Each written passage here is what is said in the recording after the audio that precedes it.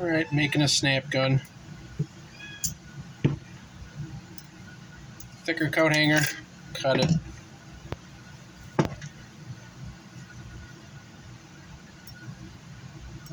Little less than half.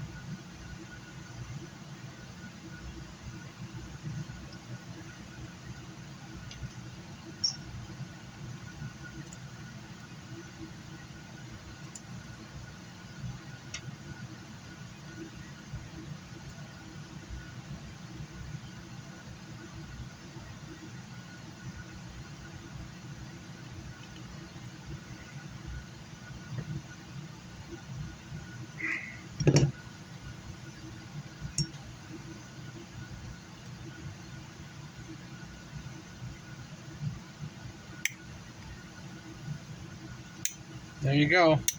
It acts like a bump key in a lock. And what you do is,